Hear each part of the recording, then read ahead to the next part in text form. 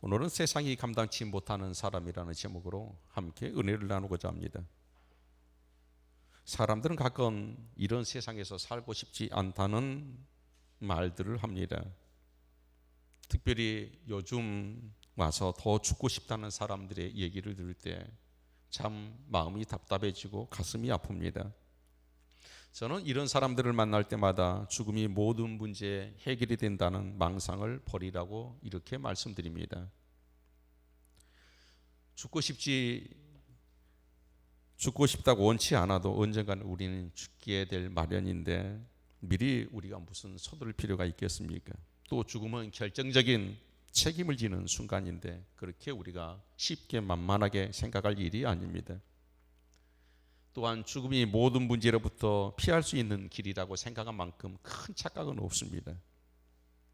현대인들을 제가 생각해 봤습니다. 현대인들의 결정적인 약점이 무엇일까? 지식은 있으나 용기가 부족하다는 것입니다.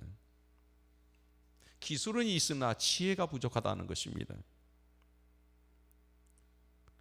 여러분, 죽고 싶다고 얘기하신 분들의 적어도 지성인은 누구 때문이다 이런 두려움과 원망보다는 자기 자신에 대한 불신과 좌절, 그로 인해서 존재의 해이를 느끼는 것입니다.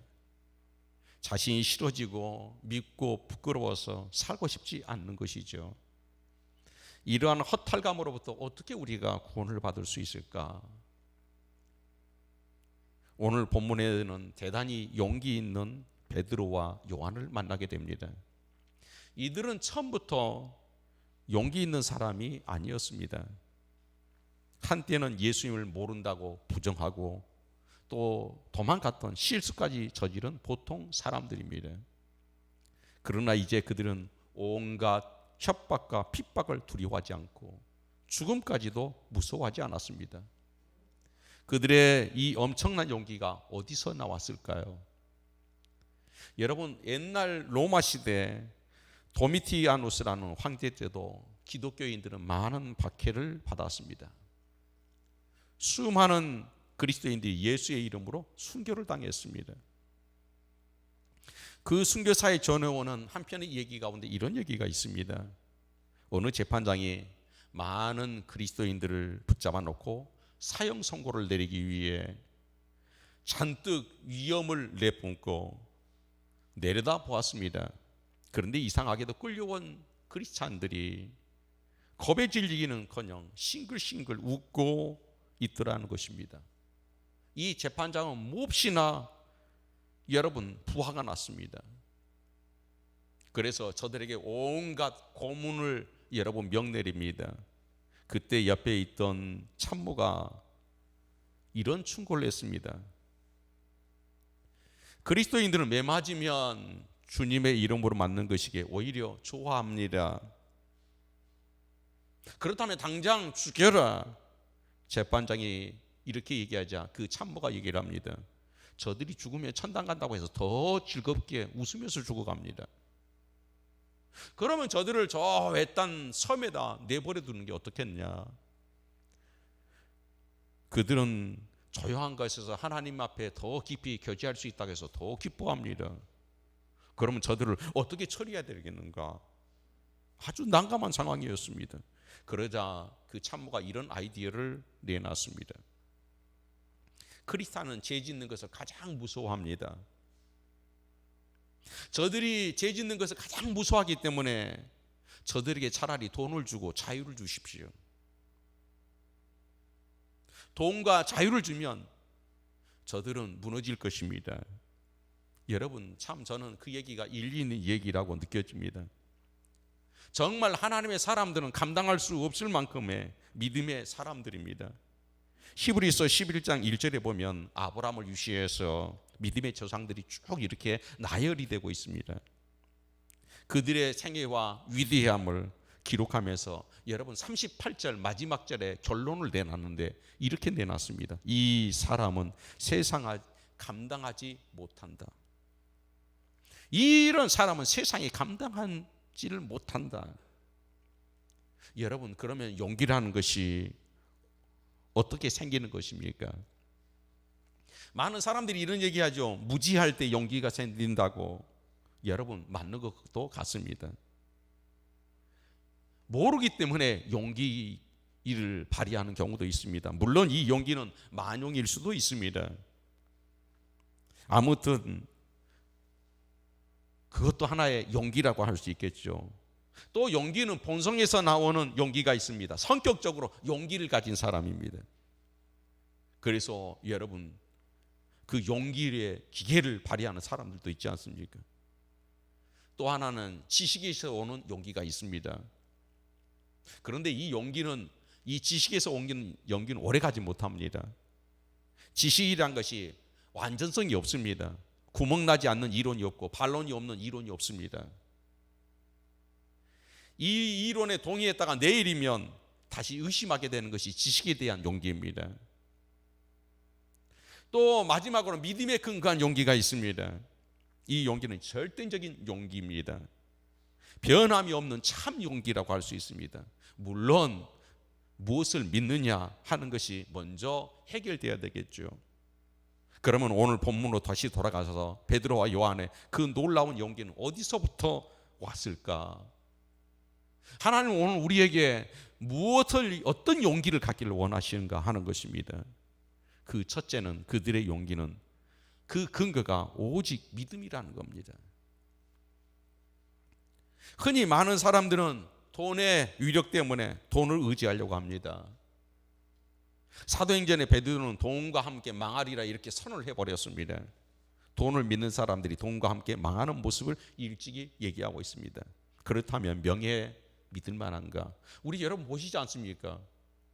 최고의 권좌 위에 올라갔다가도 여러분 내려올 때 보면 어떻습니까? 쓸쓸하게 그 여러분 비참한 모습으로 내려오는 것이 우리가 거의 다반사가 아닙니까? 출세하고 진급했다는 것으로 좋아할 일이 아니라는 것입니다. 그러면 사람은 믿을 수 있는 존재인가? 성경이 여기에 대해서 이렇게 얘기를 하고 있습니다. 이사야서 2장 22절에 보면 너희는 인생을 의지하지 말라. 그의 호흡은 코에 있나니 수에 칠 가치가 없느니라. 좀 서글픈 얘기입니다. 다시 말씀드리면 인생은 잠깐 있다가 없어지는 안개와 같은 거죠.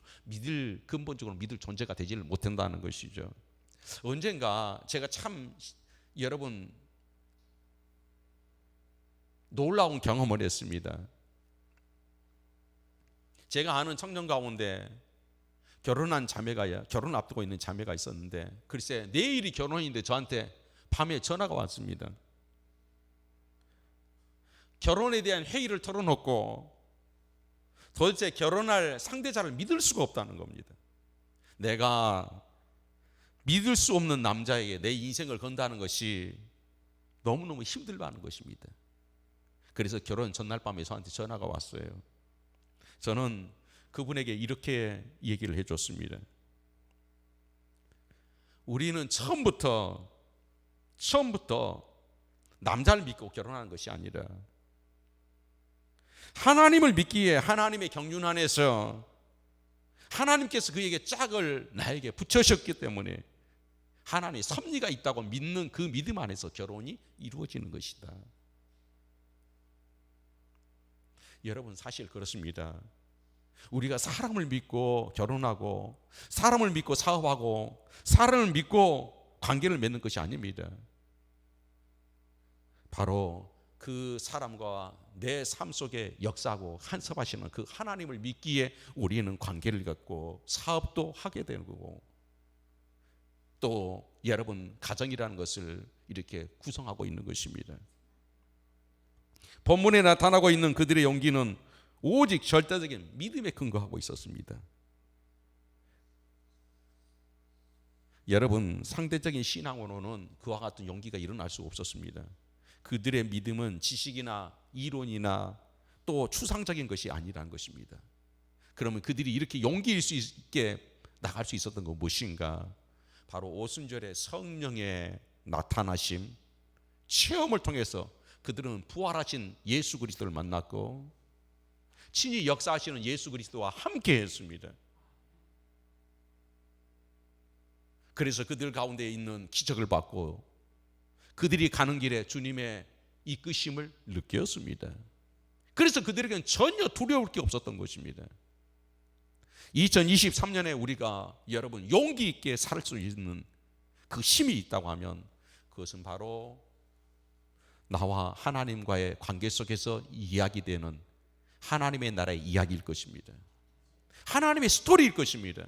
하나님이 내 기도 가운데 역사하는 그 힘이 나를 용기 있게 만드는 것입니다.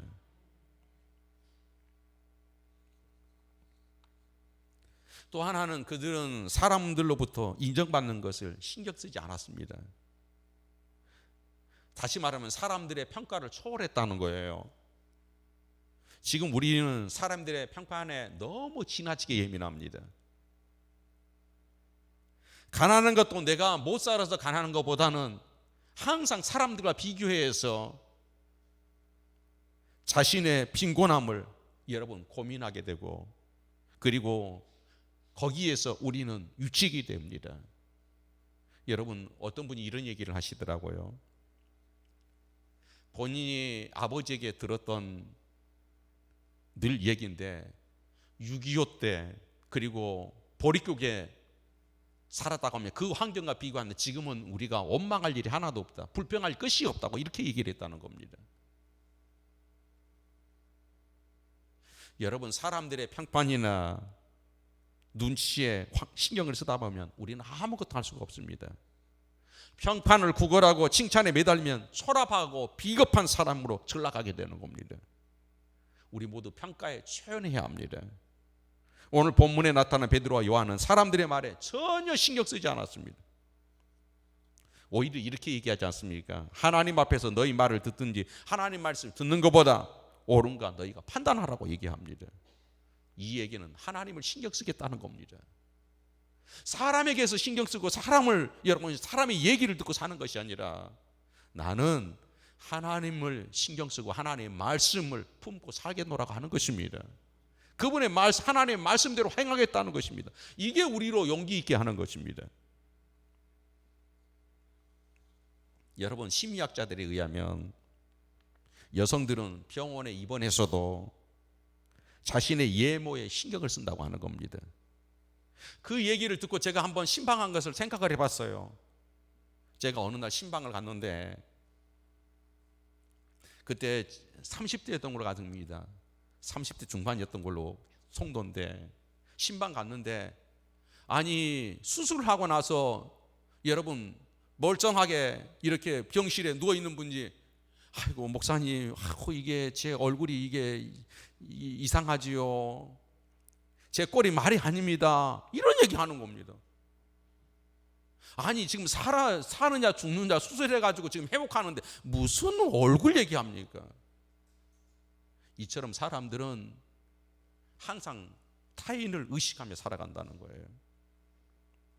우리가 용기 있게 살 수 있는 것은 사람들을 의식에서 벗어나는 것입니다. 우리는 오직 하나님 중심으로 살아가야 합니다.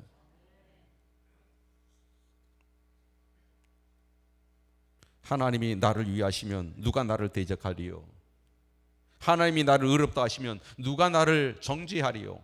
사도 바울의 위대한 고백입니다. 여러분, 콘스탄틴 대왕은 로마의 기독교를 국교화했던 사람입니다. 그의 부왕이 왕위에 오르면서 가만히 보니까 그의 신하 무무백가들 가운데 크리스찬들이 많았습니다. 그런데 이 사람은 비기독교인이었습니다. 그래 이 부왕이 하루는 선언을 합니다. 너희가 간직을 갖든지 아니면 그리스도인을 포기하든지 기독교를 버리라는 것입니다. 간직을 선택하든지 기독교를 선택하지 하라는 거예요. 그래 많은 사람들이 신하 가운데 왕께 여러분 이런 얘기를 했습니다. 황제께는 죄송하지만 관직보다는 나는 예수를 선택하겠습니다. 그리고 이 사람들이 물러가는데 한결같이 표정이 밝은 겁니다. 그래 이 부왕이 이 황제가 너무너무 괴로웠어요. 그리고 한참을 고민했습니다. 이제 남은 사람들을 한번 살펴봤습니다. 관직에 있는 남은 사람들을 살펴보니까 거기에도 꽤 많은 크리스찬들이 있었던 거예요. 며칠을 고민하다가 이 황제가 결단을 냈습니다. 남은 사람들을 다 여러분 물리치고 내버렸던 사람들을 다시 불러들였습니다. 그리고 선정을 베풀었고 결국 그의 아들 때 콘스탄티 대제 때 여러분 바로 로마가 국교화된 것입니다. 예수의 이름을 위해서는 버릴 것은 용감하게 버리는 용기, 이게 오늘 우리에게 필요합니다. 언젠가 저하고 함께 제가 전도자 시절에 여러분 학생부 담당을 하는데 그분이 부장 선생님이었습니다. 여러분 대학 교수였는데, 그런데 이분이 하루는 전화가 왔어요. 병원에 있다는 것입니다. 그래 병원을 찾아가 봤습니다. 그랬더니 이 사람이 너무너무 괴로워하면서 눈물을 흘리면서 울어요. 죽을 병도 아니고 허리를 다쳐서 허리 수술을 했습니다. 그 왜 이렇게 우냐고. 누구든지 사람은 다 허리를 다칠 수 있는 거 아니냐고. 왜 이렇게 우시냐고. 힘내시라고. 이렇게 제가 여러분 격려를 했어요. 그랬더니 이 여러분 부장 집사님이 울면서 심각해지면서 하는 말이에요. 아니 목사님, 허리를 다친 것도 허리 다치기 나름이죠. 아니 무슨 말이에요? 무슨 일을 하다가 허리 다쳤냐가 중요하다는 거예요. 그래 무슨 일을 하셨는데요? 주일날 동료 교수들과 함께 골프 치러 갔답니다. 골프 치다가 그만 허리가 어떻게요? 허리가 부러진 거예요. 그래서 이분은 지금 허리를 부러지느냐, 허리는 부러질 수 있는데 문제는 뭐냐면 뭘 하다 다쳤느냐 하는 거예요. 그래서 제가 그랬어요. 집사님 희망이 있다. 집사님이 희망이 있다. 허리가 아픈 게 아니라 내가 왜 주일날 예배를 빼먹고 가서 골프를 쳤을까? 여기에 대한 아픔이 있으니까 집사님에게는 희망이 있다고 했습니다. 사랑하는 여러분, 우리는 크리스찬입니다. 우리는 예수를 믿는 사람입니다. 우리는 크리스찬이기 때문에 희생할 수 있는 용기가 있어야 합니다. 포기할 수 있는 용기도 있어야 합니다. 베풀 수 있는 그런 용기도 있어야 합니다. 이게 크리스찬 아닙니까? 그들의 용기는 그래서 두려움이 없었습니다.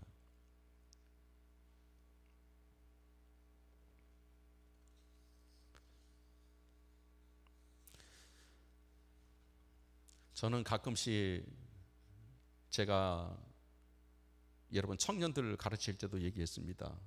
앞으로 여러분이 살 때 인생에 부자가 될 수도 있고 가난할 수도 있다. 그런데 가난한 것이 죄가 아니다. 일을 하지 않는 것이 죄이다. 제가 그랬습니다. 여러분이 앞으로 배움이라는 것이 많이 있을 텐데 어떤 목적을 두고 그곳에서 어떤 시험에 낙방하는 것이 죄가 아니다. 낙방할 수 있는 것이다. 그런데 성실하게 공부하지 않는 것이 죄인 것이다. 크리스찬은 하나님을 믿고 성실하게 살아가는 용기가 있어야 합니다. 유혹에서 물러날 수 있는 그런 용기가 있어야 합니다. 그래 크리스찬인 것입니다. 나는 농부가 여러분 씨를 뿌리고 땀을 흘리고 갖고 난 다음에 하나님께 맡깁니다. 농부는 씨를 뿌리고 난 다음에 추수는 하나님께 맡깁니다. 그래서 성실하고 진실하게 다 하는 것입니다. 그런 다음에 책임 전가는 누구에게 할 수 있는 겁니까? 하나님께 할 수 있는 겁니다. 하나님이 내게 안 주셨습니다. 나는 이렇게 땀 흘리고 애썼는데 나는 열심히 공부했는데 하나님께서 내게 안 주셨습니다. 그래서 비굴할 필요도 없고 여러분 그만 살아야겠다, 나 죽어버리겠다 이런 말 할 필요도 없는 것입니다. 왜 그렇죠? 하나님께서 하신 일로 받아들이기 때문입니다. 그래서 패배자가 아닌 것이고 세상의 패배자가 아니고 사람의 낙오자가 아닌 것이고 이 세상에서 버림받은 자가 아닌 것입니다. 이것이 크리스찬이 살아가는 방법입니다. 오늘도 여러분 열심히 사셨고 최선을 다하셨습니까? 그러면은 여러분은 패배자가 아닙니다. 하나님이 내게 허락하신 일입니다.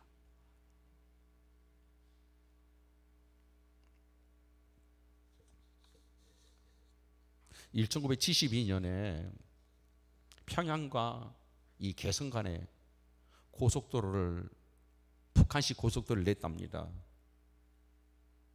그런데 그 고속도로를 공사를 하는데 포크레인 기사가 갑자기 느낌에 땅이 푹 꺼지는 그런 느낌을 받았습니다. 그런데 내려가서 살펴보니까 글쎄 땅굴이 있는 겁니다. 땅굴을 따라 내려가다 보니까 거기에 20여 명의 사람들이 있는 겁니다. 얼마나 놀랬겠습니까? 그들의 몰골을 보니까 머리는 긴 채 옷도 나름하고 그렇게 발견되었습니다. 이 사람들은 다름이 아닌 기독교 박해를 피신해서 동굴 안에서 지내고 있었던 겁니다. 당국은 예수 믿는 이들을 여러 번 잡아다가 북한식 인민재판을 했습니다. 이들은 총알로 죽일 가치도 없다. 그래서 교수대를 만들었습니다. 맨 먼저 여러분 13살 소녀가 끌려 나왔습니다. 목에다 밧줄을 내고 의자에 앉혔습니다. 교수대 의자에 앉아놓습니다. 그러니까 이 아이가 얼마나 놀랬겠습니까? 엄마를 애절하게 찾는 것입니다. 엄마 예추롭게 불렀습니다. 그러다 집회 가던 인민군이 그 아이에게 엄마를 불러줬습니다. 엄마가 끌려 나왔습니다. 그러나 이 엄마는 사랑하는 딸에게 단호하게 말했습니다. 예수님 만나러 가는 거야. 그러니까 괜찮아. 예수님 만나러 가는 거야. 울지 마. 이 소녀가 엄마 죄송해요. 이때 이 어머니가 이렇게 얘기합니다. 이 아저씨 미워하지 마라. 이 아저씨 미워하지 마라. 네 하는 순간 덜컹 떨어지면서 숨이 멎습니다. 이어서 14살 된 소년이 끌려 나옵니다. 그리고 이 소년이 이런 얘기를 했습니다. 아저씨, 우리 동생도 죽이고 우리 어머니도 죽일 거지요? 그래도 나는 아저씨를 미워하지 않아요. 그런데 아저씨를 사랑하는 분이 있으세요? 누군데? 예수님이세요. 그리고 그 역시 죽었습니다. 그곳에 있는 사람들이 한 사람 한 사람 다 이런 교수형을 당했습니다. 그것의 지도자였던 목사님이 마지막 여러분 끌려 나왔습니다. 교수형에 처해 목숨을 다 잃는 모습을 묵묵히 기도하면서 지켜봤던 이 목사님 화가 났습니다. 인민군들이 반동분자라고 괴수라고 몰아붙였습니다. 그를 교수형을 시키지 않습니다. 묶인 채로 아스팔트 위에다 묶어놓습니다. 그리고 여러분 불도저로 그의 발부터 밀고 올라옵니다.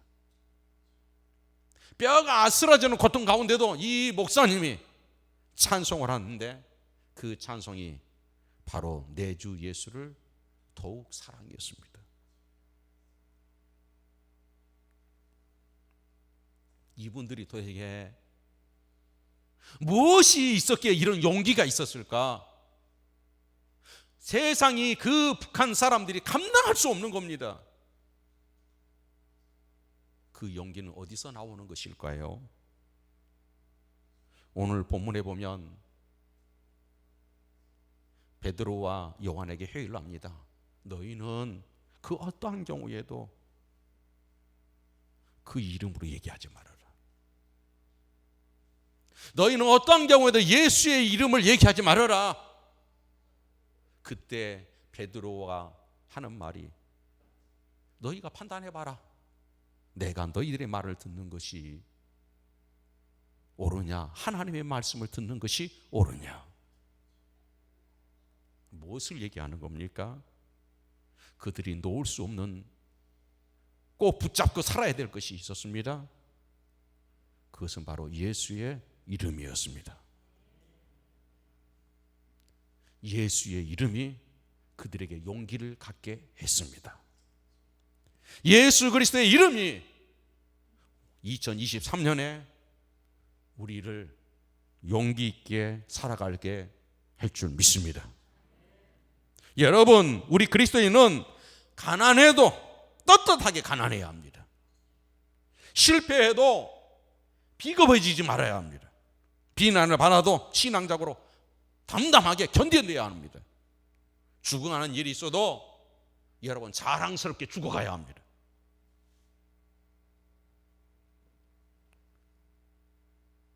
그 용기는 바로 예수의 이름에 있습니다.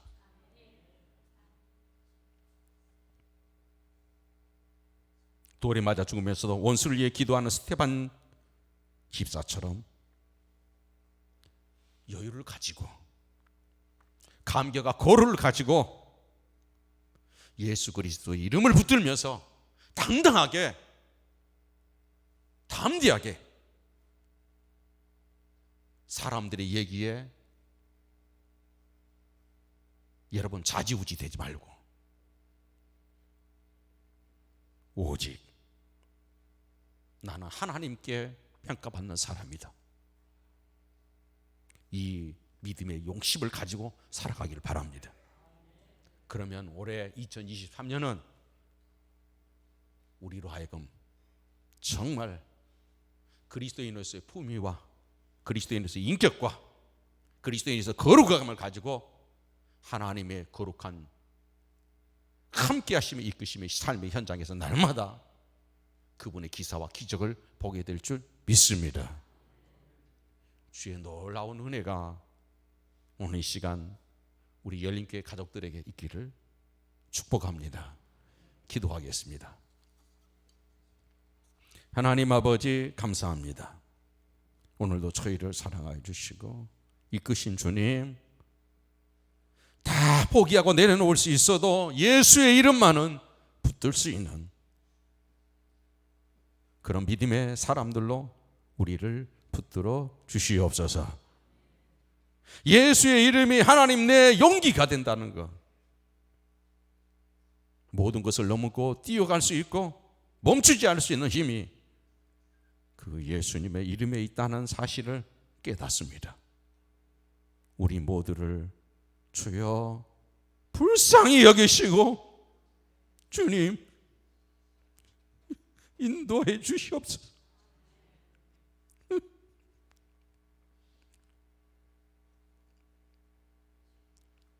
주님,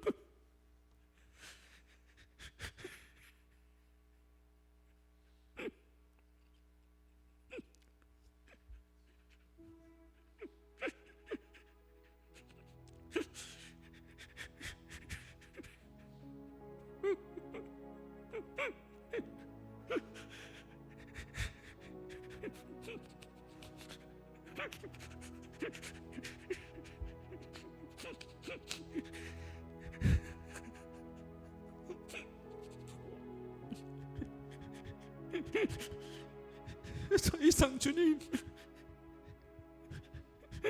우리 피곤해지지 않게 하시고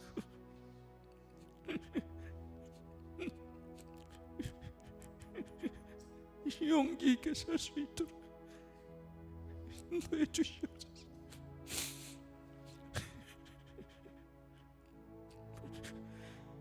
예수 그리스도의 이름으로 간절히 기도 올려옵나이다. 아멘.